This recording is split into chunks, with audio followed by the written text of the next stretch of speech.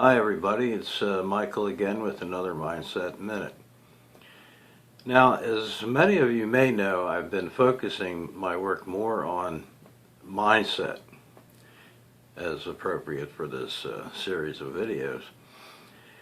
Now, the spiritual work that I do is still very important because that removes the blocks and restrictions that are helping to prevent you from changing your thoughts. And of course, thoughts are paramount to what we see around us. They create our reality.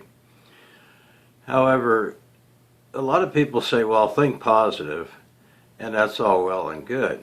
But a lot of times you may say, well, I am thinking positive. You know, I'm thinking happy thoughts. I love my family and everything's rosy. But the devil is in the details, indeed. What are you thinking in the deepest part of your heart? You know, our mind has several levels. It has the conscious and the subconscious, which we're rarely aware of. And then there's that little place in between where we're kind of aware of what's going on in there, and maybe not quite as much sometimes. But there are some specific things you should look for in your own mind. You know, dig down deep and say, am I really thinking positively in detail, or am I just putting on a happy face? Happy face doesn't help. So, some things to look for. You know, you can be positive and still have negative thoughts about other people. You know, whether it's somebody at work, well, he's a jerk, he's an asshole, you know, I don't like him. That's not thinking positively. So what you have to do, you know, if this is a person who you simply cannot be around, don't be around them. All right? And, you know, if that means quitting your job and finding another one, well, that may be what you have to do. However, of course, at the next job you go to, there's probably going to be another one of those people too. So the best idea is to learn to let that stuff roll off your back. When you're giving your energy to focusing on a person or a thing that you really don't care for, that's a negative thought. It's going to hold you back. Envy. Now, it's okay to want what someone else has, or your form of whatever it is that they have that you see as good, because it gives you motivation and it tells you that such a thing is possible.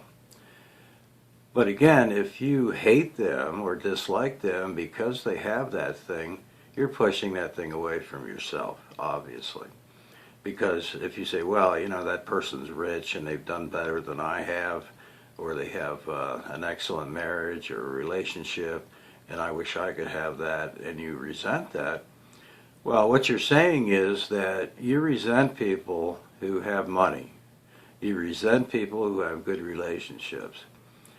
Okay, so your subconscious is going to say, oh, okay, well, we don't want to be that person, you know, that has money, so what's going to happen? It's going to do everything it can, speaking about the subconscious again, it's going to do everything it can to keep you from being one of those people. Again, you're out of luck there, right? Negative self-talk. Now, you know, this is so pernicious that a lot of times it's buried so deep that you don't even know it's going on. You know, and because all these things are habits, they're just, you know, you've made them part of you, and so you may not even know you're doing this. A lot of times we do know this, though. It is conscious, and we consciously say, well, I haven't been able to do that in the past, so what makes me think that I can do that now? Well, then you're pre-deciding the outcome, the result of that. You're saying, well, it's not going to happen, and in most cases what that will lead to is, well, why should I even try? You know, it never happened before, so it's probably not going to happen again. And, you know, wrong answer. You have told yourself and your reality, which you're creating with your thoughts, you've told yourself that such a thing is not going to happen because of you. All right, so again, that's another one to look for that could be on top of your mind, or maybe not, you know. Check into that. And the last one I have for you today is having hope. Okay, so you're going to tell me, what the hell's wrong with having hope, Mike? You know, I'm always told to have hope, you know, hope for a better day. Well, you know, if that's the best you can manage, that's cool, you know, that's all right. But having hope implies that, well, it might happen and it might not. I sure wish it would happen, but it's not going to, probably. You know, that's probably in the back of your mind. Or it could be a little bit milder than that, and you say, oh God, I really hope this happens for me. I'm crossing my fingers and doing everything I can, and I really hope it's going to happen. And again, you know, if that's the best you can do, it's sure better than having no hope. However, having hope implies that it might not happen, and that possibly it's out of your control, you know. Whereas if you expect something to happen, if you can manage that, beyond everything you see around you, you know, is going to go against that. It's going to say, well, this is not how it is. You know, how can you expect something that you don't know whether it's going to happen or not? That's the key to a lot of this stuff, is to expect it to happen and really believe that, and not be hoping and wishing and praying and things like that. And I believe that's one of the key mindset tricks that I can give you. The more you can put yourself in that place you want to be in here, the closer you'll get to being in that place out in the world.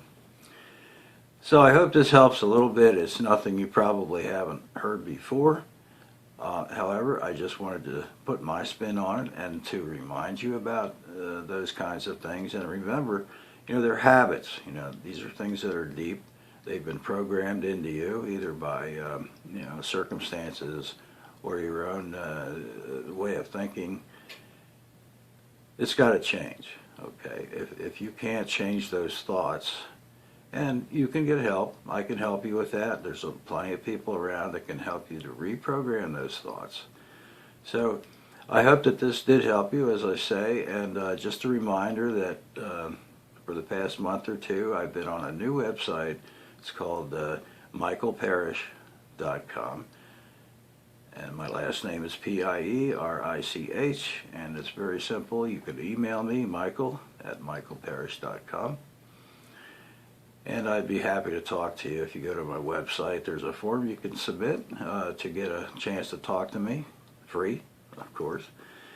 And I hope you do take advantage of that. So with that, I'll say goodbye until next time.